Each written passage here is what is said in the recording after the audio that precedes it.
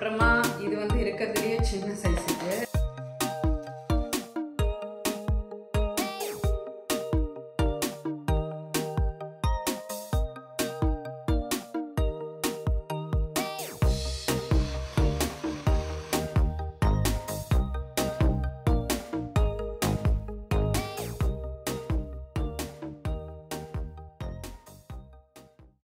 Hi friends, ஒரு ஈவினிங்லேருந்து தான் vlog வந்து ஸ்டார்ட் பண்ணுறேன். அன்றைக்கி வந்து டின்னருக்கு என்ன பண்ணலான்னு யோசிச்சு சரி மாவு வந்து மத்தியானம் தான் அரைச்சி வச்சுருந்தேன். மாவு வந்து நல்லா பொங்குனா தான் உங்களுக்கு வந்து இட்லியோ தோசையோ ஊற்றினா நல்லா வரும். ஸோ அதனால் அது கொஞ்சம் டைம் கொடுத்துட்டு நெக்ஸ்ட் டே வந்து அரைச்ச மாவில் இட்லியோ தோசையோ ஊற்றிக்கலாம் அப்படின்ட்டு அன்றைக்கி வந்து சப்பாத்தி பிளான் பண்ணியிருந்தேன்.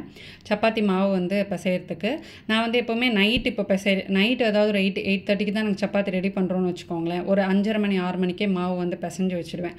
அது எவ்வளோக்கு எவ்வளோ நல்லா வந்து ஊறி கொஞ்சம் எண்ணெய் நிறையா போட்டு அந்த மாதிரி இப்போ செய்வேன். நல்லா வந்து ஊறி மாவு வந்து நல்லா சூப்பராக சாஃப்ட் ஆகிடும். ஒரு 8 மணி போல் நம்ம சப்பாத்தி போட்டோம் அப்படின்னா நல்லா வந்து சாஃப்டாக வரும். மற்றபடி நான் வேறு எதுவும் இப்போ ட்ரை பண்ணுறதில்ல. முதல்லலாம் வந்து நடுவில் எண்ணெய் வச்சு 3ஆக மடித்து அப்படி பண்ணுவோம். அப்போ அதுவுமே வந்து ரொம்ப லேட் ஆகும் அந்த மாதிரி பண்ணால். ஸோ அதனால் என்ன பண்ணுவேன்னா பிசையும் போதே நிறைய எண்ணெய் ஊற்றி பிசைஞ்சிடுவேன். கொஞ்சம் ஒரு 3 மணி நேரம் 4 மணி நேரம் முன்னாடி நல்லா வந்து நீட் பண்ணி பிசையணும். ஸோ எனக்கு வந்து இப்போ இந்த ஸ்டாண்ட் மிக்சர்லாம் பிசைறதுனால கொஞ்சம் நீட் பண்ணி பிசைவேன். நான் நல்லா சாஃப்டாகவே வந்து வருது. அன்றைக்கி வந்து ஏதாவது கொஞ்சம் நல்லா சாப்பிடணும் போல் இருந்தது. அதனால் என்ன பண்ணேன்னா கடாய் வெஜ் மாதிரி பண்ணலாம் அப்படின்ட்டு அதுக்கு வந்து இங்கே ட்ரையாக ஃபஸ்ட்டு வந்து ஸ்பைசஸ் நம்ம வந்து ரோஸ்ட் பண்ணிக்கணும். அதாவது தனியா, மிளகு, அதுக்கப்புறமா கொஞ்சமாக சீரகம், சோம்பு அது வந்து நான் இங்கே ட்ரை ரோஸ்ட் பண்ணியிருக்கேன். அதோடு ஒரு 5-6 மிளகாய் சேர்த்துக்கோங்க. தனியா வந்து ஒரு 2 3 டேபிள் ஸ்பூன், அதுக்கப்புறமா மிளகு, சீரகம், அதுக்கப்புறம் சோம்பெல்லாம் வந்து எல்லாமே ½ டீஸ்பூன் சேர்த்துக்கிட்டா வந்து போதும். அதுக்கப்புறமா நம்ம வந்து இதில் வந்து கொஞ்சம் ப்ரிப்ரேஷன் தான் வந்து ஜாஸ்தி. அதாவது மசாலா ஃபஸ்ட்டு நம்ம ட்ரை ரோஸ்ட் பண்ணிக்கிட்டோம். அப்புறமா வந்து வெங்காயம் அதோட இஞ்சி பூண்டு விழுது சேர்த்து நல்லா பச்சை வாசனை போகிற வரைக்கும் வதக்கிட்டு தக்காளியும் சேர்த்து நல்லா வந்து வதக்கிக்கிறோம். அதாவது நம்ம அந்த வெஜ் கடையில் கொடுக்குறது வந்து பார்த்திங்கன்னா ரொம்ப வந்து ட்ரையாக தான் வந்திருக்கும். செமி கிரேவியாக கூட வந்திருக்காது. வெறும் காய் மட்டும்தான் வந்திருக்கும். அந்த மாதிரி பண்ணாமல் நம்ம வந்து கொஞ்சம் செமி கிரேவியாக பண்ணால் நிறையா கொஞ்சம் குவான்டிட்டி வரும். அதனால் நான் வந்து வெங்காயம் கொஞ்சம் பூண்டு போட்டு வதக்கிட்டு தக்காளியும் போட்டு நல்லா வந்து வதக்கிக்கிட்டேன். இது வந்து நமக்கு பேஸுக்கு அந்த கொஞ்சம் கிரேவிக்கு அதை தனியாக நம்ம எடுத்து ஆற வச்சிடலாம். அதுக்கப்புறமா வெஜ்ஜீஸ் நம்ம என்னென்ன சேர்க்க போகிறோமோ அது எல்லாத்தையுமே நம்ம இதை வந்து சேர்த்துக்கலாம். இதில் நிறைய வெஜிடபிள்ஸ் வந்து சேர்ப்பாங்க. ப்ரொக்கோலி அந்த மாதிரி நிறைய எக்ஸாட்டிக் வெஜிடபிள்ஸ்லாம் கூட வந்து சேர்ப்பாங்க. உங்களுக்கு வந்து அந்த மாதிரி ப்ரிப்பேர் பண்ணணுன்னா நீங்கள் அதை வந்து சேர்த்துக்கலாம். பட் நான் இங்கே வந்து பார்த்திங்கன்னா கேரட், பீன்ஸ், கேப்சிகம் இதான் மேஜராக சேர்த்துக்கிட்டேன். இப்போ பொடி வந்து அரைச்சி எடுத்து வச்சாச்சு. இது நல்லா கம்மன்னு வாசனையாக இருக்கும். அன்றைக்கி ரெடி பண்ணுறீங்கன்னா அன்றைக்கே ஃப்ரெஷ்ஷாக பண்ணி நீங்கள் ப்ரிப்பேர் பண்ணி பாருங்கள். இப்போது நம்ம வந்து ப்ரிப்ரேஷன் ஒர்க் எல்லாமே வந்து முடிச்சிட்டோம். நம்ம கிரேவி ரெடி பண்ண போகிறோம். அதுக்கு எண்ணெயில் வந்து கொஞ்சம் மசாலா ஐட்டம்ஸ், அதாவது கொஞ்சம் பிரிஞ்சலை, பட்டை அதை சேர்த்துக்கோங்க. கொஞ்சம் சோம்பு வந்து சேர்த்துக்கோங்க. இது நல்லா கொஞ்சம் வறுத்ததுக்கப்புறமா நம்ம க்யூப்ஸாக வந்து எல்லாத்தையுமே நறுக்கிக்கணும். வெங்காயமும் அங்கே க்யூப்ஸாக நறுக்கியிருக்கேன். நம்ம அரைக்கிறப்பவே பூண்டு இஞ்சி போட்டதுனால இதில் வந்து நம்ம இஞ்சி பூண்டெல்லாம் சேர்க்க வேண்டியதில்லை. வெங்காயம் போட்டுட்டு நம்ம வந்து ஒரு ½ தக்காளி தான், அதுவுமே கொஞ்சம் க்யூப்ஸாக வந்து சேர்த்துட்டு இது எல்லாமே நல்லா வந்து வதங்கினதுக்கப்புறமா நம்ம அரைச்சி வச்சுருக்கோம் இல்லையா அந்த வெங்காயம், பூண்டு, தக்காளி கிரேவி இதை வந்து நம்ம சேர்த்துக்கோங்க. இன்கேஸ் இது வந்து உங்களுக்கு குவான்டிட்டி நிறையா வேணும் அப்படின்னா வெங்காயம், தக்காளி, பூண்டு நம்ம கொஞ்சம் வதக்கி வச்சுருக்கிற குவான்டிட்டி நீங்கள் கொஞ்சம் நிறையா ஆக்கிக்கலாம். கொஞ்சம் நிறையா வெங்காயம், தக்காளி சேர்த்துக்கலாம். அதுக்கப்புறமா வெஜிடபிள்ஸும் நம்ம கொஞ்சம் நிறையா சேர்த்துக்கலாம். இப்போ இதில் வந்து கொஞ்சமாக காஷ்மீரி சில்லி தூள் சேர்த்துக்கிறேன், கொஞ்சமாக வந்து மஞ்சள் தூள் சேர்த்துக்கிறேன். இதில் வந்து நம்ம சேர்க்க போகிற கிரவுண்டட் மசாலா இருக்குது பார்த்தீங்களா, அது இதுக்கப்புறமா நம்ம வந்து சேர்க்க போகிறோம். அந்த கிரவுண்டட் மசாலா ஃபஸ்ட்டு வந்து நான் ஒரு 2 டேபிள் ஸ்பூன் அளவுக்கு வந்து சேர்த்தேன். பட் அதை வந்து பத்தாது இந்த கிரேவிக்கு. நல்லா வந்து ஒரு 4லேருந்து 5 டேபிள் ஸ்பூன் அளவுக்கு நீங்கள் வந்து சேர்க்கணும். அதுதான் இந்த கிரேவியோட மெயினான அந்த டேஸ்ட்டே. பட் அது டேஸ்ட் பண்ணி பார்த்துக்கோங்க கரெக்டாக இருக்கா என்ன அப்படின்ட்டு. அது உங்களுக்கு வந்து வெறும் கிரேவியை லைட்டாக நீங்கள் வந்து எடுத்து டேஸ்ட் பண்ணி பார்த்தீங்கனாலே அந்த மசாலாவோட ஃப்ளேவர் வந்து அவ்வளோ சூப்பராக இருக்கும். அதுக்கப்புறமா அதை சேர்த்து கொஞ்சம் மிக்ஸ் பண்ணிவிட்டு நம்ம வெஜிடபிள்ஸும் வந்து சேர்த்துக்கலாம். இதுக்கப்புறமாவும் நான் கொஞ்சம் டேஸ்ட் பண்ணி பார்த்து அப்புறமா கொஞ்சம் வந்து சேர்த்துக்கிட்டா மொத்தமாக நான் சொல்கிறேன் ஒரு 4லேருந்து 5 டேபிள் ஸ்பூன் அளவுக்கு அந்த அரைச்ச மசாலா சேர்த்துக்கலாம். இப்போ உங்களுக்கு செமி கிரேவியாக வேணும்னா நீங்கள் தண்ணிலாம் சேர்க்க வேணாம், அப்படியே மிக்ஸ் பண்ணி சாப்பிட்லாம்.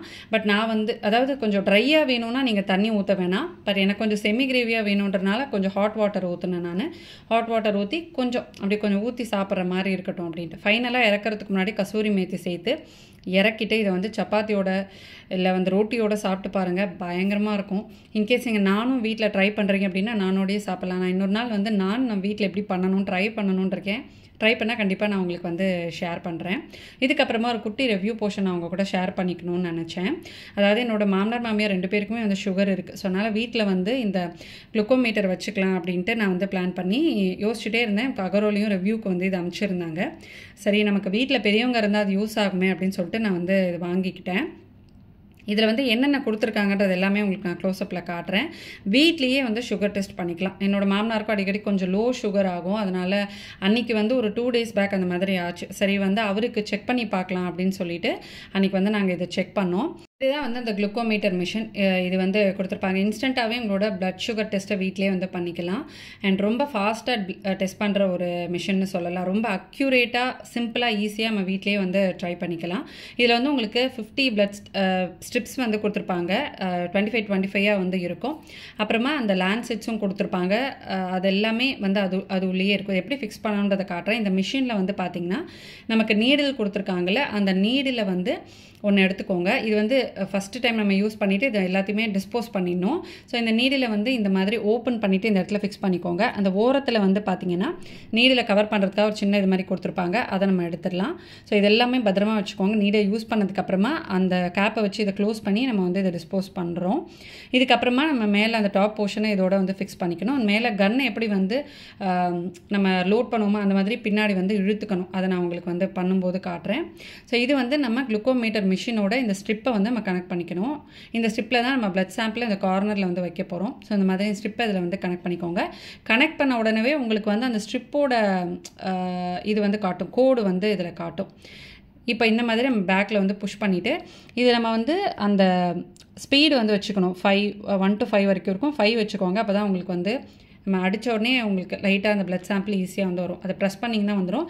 இதை அந்த ஸ்ட்ரிப்போட கார்னரில் வச்சிங்கன்னா கரெக்டாக உங்களோட சுகர் லெவல் என்னன்றதை இன்ஸ்டண்ட்டாக வீட்லேயே நீங்கள் வந்து ஈஸியாக டெஸ்ட் பண்ணலாம். ஸோ அன்றைக்கி வந்து நாங்கள் மாமனார் மாமியாருக்கும் பண்ணிவிட்டு நாங்களும் வந்து பண்ணி பார்த்துக்கிட்டோம். இந்த மிஷின் வந்து வீட்டில் பெரியவங்க இருந்தாங்கன்னா கண்டிப்பாக உங்களுக்கு யூஸ்ஃபுல்லாக இருக்கும். அகரோட இந்த குளுக்கோமீட்டர் உங்களுக்கு தேவைப்பட்டது அப்படின்னா டிஸ்கிரிப்ஷனில் லிங்க் கொடுக்குறேன், செக் பண்ணிக்கோங்க. இது வந்து பார்த்திங்கன்னா இன்னொரு நாள் எடுத்தது. அன்றைக்கி வந்து நான் சொல்லிட்டு இருந்தேன் வீட்டில் வந்து மெயின்டெனன்ஸ் வேலை ஃப்ளாட்ஸில் போயிட்டுருக்குன்னு சொல்லிட்டு. ஸோ அதனால் அன்றைக்கி பால்கனியில் வந்து ஒர்க் பண்ணியிருந்தாங்க. செடியெல்லாம் எடுத்து அதனால் உள்ளே வச்சுருந்தோம். என்ன பண்ணாங்கன்னா அந்த டைல்ஸ் எல்லாமே வந்து கீறி விட்டு ஒயிட் சிமெண்ட் பூசியிருந்தாங்க. ஸோ தட் லீக்கேஜ் வந்து அவாய்ட் பண்ணுறதுக்காக இது வந்து எல்லா ஓவரால் பில்டிங்லேயும் வந்து பண்ணுறாங்க. செடியெல்லாம் வந்து நான் என்ன பண்ணியிருந்தேன்னா உள்ளே எடுத்துகிட்டு வரோன்றனால எல்லாத்தையுமே ப்ராப்பராக வந்து வாஷ் பண்ணிட்டு சும்மா 2 நாளைக்கு உள்ளே தான் இருக்க போகுது அப்படின்றனால ப்ராப்பராக அதை வந்து நான் இந்த மாதிரி ஹேங் பண்ணி வச்சுருந்தேன். இதே மாதிரியே வந்து ஒரு பால்கனியும் ஒரு பாத்ரூமும் பண்ணியிருந்தாங்க. எங்கள் பாத்ரூம்லேயும் இந்த மாதிரி பண்ணியிருந்தாங்க. கார்னர்ஸ் எல்லாமே டைல்ஸோட அந்த கேப்ஸ்லேயும் வந்து ஃபுல்லாக கீறி விட்டுட்டு ஒயிட் சிமெண்ட்டை வந்து பூசியிருந்தாங்க. இந்த பால்கனி வந்து க்ளீன் பண்ணாங்க. அந்த க்ளீன் பண்ண சாக்கில் வந்து பார்த்திங்கன்னா இந்த பிளான்ட் ஃபுல்லாமே எல்லாத்தையுமே வந்து அழகாக பாத்ரூமில் எடுத்துகிட்டு போயிட்டு வாஷ் பண்ணி எடுத்துகிட்டு வந்துட்டேன். எப்போவுமே இங்கேயே வந்து வாஷ் பண்ணிப்பேன். இங்கேயே ஃபுல்லாக வந்து தண்ணி ஊற்றி அந்த இலையெல்லாம் ஒன்றா தொடச்சி க்ளீன் பண்ணுவாங்க பார்த்தீங்களா, அதெல்லாம் எனக்கு செட் ஆகாது. ஏன்னா இதிலெல்லாம் நிறைய லீஃப் இருக்குது. அதனால் அது தனித்தனியாகலாம் தொடச்சோன்னா நமக்கு அவ்வளோ க்ளீன் ஆகாது. இன்றைக்கி வந்து பார்த்திங்கன்னா எல்லா பிளான்ட்டுமே வாஷ் பண்ணி அப்படியே பல இருக்குது லீவ்ஸ் எல்லாமே. இது வந்து உங்களுக்கு ஞாபகம் இருக்கான்னு தெரியல, பழைய வீட்டில் வந்து ஒரு 2 ஸ்டிக்கு சின்னதாக குட்டியாக 2 வாங்கிட்டு வந்தது. இது பார்த்திங்கன்னா இந்த வீட்டுக்கு வந்தோடனே வந்து நல்லா க்ரோ ஆகிடுச்சு. இது வந்து இண்டோர் பிளான்ட்டுன்னு சொல்லுவாங்க. பட் நம்ம கம்ப்ளீட்டாக இண்டோரெல்லாம் இது வச்சோன்னா வரவே வராது. நம்ம கொஞ்சம் பார்ஷியல் சன்லைட் இருந்துச்சுன்னா தான் இந்த மாதிரி பிளான்ட்ஸ் எல்லாமே வந்து வருது. ஸோ அதனால் இது பார்க்கும்போது எனக்கு வந்து இது ரொம்ப ஹாப்பியாக இருக்கும். அந்த அப்படியே படர்ந்து சூப்பராக வந்துருக்கும் இது. அண்ட் இந்த ஸ்டாண்ட் வந்து நான் மீஷோவில் வாங்கினேன் பாருங்கள், அவ்வளோ யூஸ்ஃபுல்லாக இருக்குங்க. தண்ணி பட்டாலுமே எதுவுமே ஆகல, ரொம்ப நல்லா இருக்குது. நம்ம திருப்பி இதை எடுத்துகிட்டு போய் நம்ம அங்கே வச்சிடலாம். ஓகே, டைம் வந்து பார்த்திங்கன்னா 5:30 ஆக போகுது. காலையில் கொஞ்சம் க்ளீனிங் ஒர்க் எல்லாம் வந்து பண்ணிவிட்டு நல்லா வந்து ரெஸ்ட் எடுத்தாச்சு. சாப்பிட்டுட்டு தூங்கலாம் மாட்டேன், கொஞ்சம் ரெஸ்ட் எடுத்தாச்சு. இப்போ வந்து டின்னருக்கு என்ன பண்ணுறது அப்படின்ட்டு பார்க்குறேன். அப்புறம் வந்து விநாயகர் சதுர்த்தி அன்றைக்கி ஈவினிங் வந்து என்ன பண்ணோம்னா 15th அன்றைக்கி வந்து ஒரு காலையில் ஒரு ஃபங்க்ஷன் இருக்குது. அதுக்கப்புறமா வந்து ஈவினிங் வந்து ஒரு ஃபங்க்ஷன் இருக்குது. காலையில் வந்து ஒரு கிரகப்பிரவேசத்துக்கு போனோம். அது வந்து இந்த ஃப்ளாட்டில் என்னோடய ஃப்ரெண்டு அவங்களோட வீட்டு கிரகப்பிரவேசத்துக்கு போனோம். ஈவினிங் வந்து பார்த்திங்கன்னா ஒரு ரிசப்ஷனுக்கு போகிறோம். வேம்புவோட அக்கா பொண்ணு அவங்களோட ரிசப்ஷனுக்கு. ஸோ அக்கா பொண்ணோட கல்யாணம் மண்டே அன்றைக்கி மேரேஜு. மண்டே அன்றைக்கி போக முடியுமான்னு தெரியல. ஸோ அதனால் சண்டே அன்றைக்கி ஈவினிங் வந்து ரிசப்ஷனுக்கு போயிட்டு வந்துடலாம், ஃபேமிலியோடு வந்து போகிறோம். ஸோ அதனால் 2 ஃபங்க்ஷனுக்குமே வந்து கிஃப்ட் வாங்கணும்னு சொல்லிட்டு விநாயகர் சதுர்த்தி அன்றைக்கி ஈவினிங் வந்து ஹோம் சென்டர் போயிருந்தேன். 2 பேருக்குமே வந்து கிஃப்டெல்லாம் வந்து வாங்கியாச்சு. ஹோம் சென்டரில் வந்து நிறைய அந்த மாதிரி ஸ்டோரேஜ் பாக்ஸஸ்லாம் வந்து எப்போவுமே ஆஃபரில் இருக்கும். இந்த தடவை வந்து பார்த்திங்கன்னா இந்த மாதிரி பாக்ஸ் இருக்குல்ல, இந்த மாதிரி பாக்ஸ் வந்து 299 rupees. சூப்பராக இருக்குல்ல. அப்புறம் இது வந்து பார்த்திங்கன்னா அப்புறம் இது வந்து பார்த்திங்கன்னா இது வந்து கொஞ்சம் பெரிய சைஸுக்கும் நெக்ஸ்ட் சைஸ், இதுக்கப்புறம் ஒன்று இருக்குது, இதுக்கப்புறம் ஒன்று இருக்குது. இது வந்து பார்த்திங்கன்னா இருக்கிறதுலையே பெரிய சைஸு. அப்புறமா இது வந்து இருக்கிறதுலையே சின்ன சைஸ். இதுக்கப்புறம் ஒரு சைஸ் இருந்தது, அதை இன்னைக்கு நிக்கிலுக்கு ஸ்கூலுக்கு வந்து டோனட் கொடுத்து அனுப்பிட்டேன். ஸோ இது எல்லாமே ஃப்ரிட்ஜில் வந்து ஸ்டோர் பண்ணிக்கலாம் அப்படின்ட்டு. நான் கேக் ஏதாவது செஞ்சேன் அப்படின்னா இதில் வந்து ஸ்டோர் பண்ணி வச்சுப்பேன். எனக்கு அது ப்ராப்பரான ஒரு பாக்ஸே இல்லை ஃப்ரிட்ஜில் செட் ஆகிற மாதிரி. இன்கேஸ் ஏதாவது நான் ஃப்ரிட்ஜில் வைக்கிறேன் அப்படின்ட்டு. ஸோ அதுக்காக கொஞ்சம் யூஸ்ஃபுல்லாக இருக்குமேட்டு. ஸோ இதில் வந்து உங்களுக்கு அந்த வெண்ட்டும் கொடுத்துருக்காங்க, இந்த இடத்துல வெண்ட்டும் கொடுத்துருக்காங்க, எல்லா பாக்ஸ்லையுமே இருக்கும். இது வந்து 4 199 rupees. செம ஒர்த்து இல்லை. ஸோ அதனால் அந்த மாதிரி கொஞ்சம் ஃப்ரிட்ஜ் ஸ்டோரேஜ் பாக்ஸஸ் எல்லாம் வந்து வாங்கி, ஏன்னா எல்லாமே நிக்கிலோட ஸ்நாக்ஸ் பாக்ஸை குட்டி குட்டி ஸ்நாக்ஸ் பாக்ஸில் தான் எல்லாமே வைக்கிறேன். அவனுக்கு ஸ்கூல் கொடுக்குற பாக்ஸே இருக்க மாட்டேங்குது அப்படின்னு சொல்லிட்டு தான் இந்த மாதிரி வந்து வாங்கணும். இன்கேஸ் ஹோம் சென்டர் நீங்கள் போனீங்கன்னா இந்த மாதிரி ஏதாவது பாக்ஸ்லாம் ஆஃபரில் இருந்துச்சுன்னா கண்டிப்பாக வாங்கிக்கோங்க. நமக்கு ஃப்ரிட்ஜில் எல்லாம் ஸ்டோர் பண்ணுறதுக்கு ரொம்பவே வந்து யூஸ்ஃபுல்லாக இருக்கும். அன்றைக்கி வந்து பார்த்திங்கன்னா ஸ்நாக்குக்கு நாங்கள் வந்து கொழுக்கட்டைக்கு அந்த கொழுக்கட்டை மாவு வந்து வச்சுருந்தோம். சரி, அது வந்து மணியாங் கொழுக்கட்டை பண்ணணும்னு எனக்கு ரொம்ப நாள் ஆசை. சரி, மாவு கொஞ்சம் கிளறிட்டு இன்றைக்கி மணியாங் கொழுக்கட்டை பண்ணலாம் அப்படின்ட்டு. இதே சரண்யா வீட்டிலே அடிக்கடி பண்ணுவாங்க, அம்மாவும் அடிக்கடி பண்ணுவாங்க. நான் இப்போ தான் ஃபர்ஸ்ட் டைம் பண்ணுறேன். நான் என்ன நினச்சிட்டேன்னா ஆக்சுவலாக ஒரு பெரிய மிஸ்டேக் நான் வந்து பண்ணிட்டேன். மாவு எல்லாத்தையுமே உருட்டிட்டு ஸ்டீம் பண்ணுறதுக்கும் நான் வந்து இட்லி தட்டில் வச்சுட்டேன். அதில் கொஞ்சம் உப்பு கலந்து தான் நான் வந்து வச்சுருந்தேன். அது எல்லாத்தையுமே ஸ்டீம் பண்ணுறதுக்கு இட்லி தட்டை வச்சுட்டேன். இருந்தாலுமே எனக்கு நடுவில் வந்து ஒரு டவுட் இருந்தது. சரி, கேட்டு பார்க்கலாம் கரெக்ட் தானே அந்த மெத்தடுன்ட்டு கால் பண்ணியிருந்தேன் சரண்யாக்கு. அவ்வளோ அட்டன் பண்ணல. அப்புறம் அம்மாவுக்கு கால் பண்ணியிருந்தேன், அம்மாவும் அட்டன் பண்ணல. அதெல்லாம் ஸ்டீம் பண்ணி முடிச்சதுக்கு அப்புறமா ஆல்மோஸ்ட் நான் எடுக்க போகிற டைமில் திருப்பி ஒரு தடவை ட்ரை பண்ணேன். அது அப்போ நான் வந்து கேட்டப்போ அம்மா என்ன சொன்னாங்கன்னா, அச்சோ நீ அந்த மாதிரி பண்ணக்கூடாதுடி, மாவு வந்து பிசையும் போதே அதில் கொஞ்சமாக காரத்தூள் போட்டுக்கோ, அப்புறம் எப்படி அதில் காரம் இறங்கும் அப்படின்னாங்க. எனக்கு அந்த ஐடியா வந்து தோணவே இல்லை. சரி, இப்போ நான் எல்லாமே ஸ்டீம் பண்ணி வர எடுத்துட்டேம்மா அப்படின்னு. பார்த்தீங்கன்னா மத்தியானம் நான் வந்து மாவு அரைச்சி வச்சுருந்தேன். இது இன்னொரு நாள் தான், ஒரு ரேண்டமான டேஸை தான் நான் வந்து எடுத்துகிட்ருக்கேன். கண்டினியூஸாக வந்து எடுக்கலை. 2 days கழிச்சு அந்த மாதிரி தான் நான் வந்து எடுத்தேன். ஏன்னா அது கண்டினியூட்டி கிடைக்கல. எனக்கு ஏதோ ஒன்று ஸ்டார்ட் பண்ணுவேன், பட் ஒரு வேலை வந்துடும். அதனால் அன்றைக்கி அப்படியே வந்து டிஸ்கண்டினியூ ஆகிடும். பார்த்திங்கன்னா அன்றைக்கி நான் வீடியோ எடுத்த அன்றைக்கும் மாவு அரைச்சிருந்தேன் அன்றைக்கி சப்பாத்தி பண்ணுறப்போ. இது வந்து கொஞ்சம் முன்னாடி எடுத்தது, அடுத்த நாள் எடுத்ததில்லை, அதுக்கும் ஒரு 2-3 நாள் முன்னாடி எடுத்த வீடியோ இது. அப்பயும் மாவு அரைச்சி வச்சுருந்தேன் அன்றைக்கி. அந்த மணியாங்கொழுக்கட்டை வந்து காரம் போடணும்னு சொன்னாங்களா, அதனால் நான் வந்து காரம் போடவே இல்லை. சரி, என்ன அம்மா என்ன சொன்னாங்கன்னா, கொஞ்சம் தாளிக்கும் போதே காரம் போட்டு பிரட்டிட்டு வேறு ஒன்றுமே இதில் இப்போ நீங்கள் பண்ண முடியாது அப்படின்ட்டாங்க. சரிப்போ அப்படின்ட்டு நான் வந்து அந்த மாதிரி பிளான் பண்ணிட்டேன். அன்றைக்கி வந்து பார்த்திங்கன்னா தோசை தான் ஊற்றலாம் அப்படின்ட்டு வெங்காயம் தக்காளி சட்னிக்கு வந்து அந்த பக்கம் நான் ரெடி பண்ணியிருந்தேன். எப்பயும் நம்ம சட்னி அரைக்கிற மாதிரி தான் நிறையா டைம் இந்த ரெசிபி வந்து ஷேர் பண்ணியிருக்கேன்.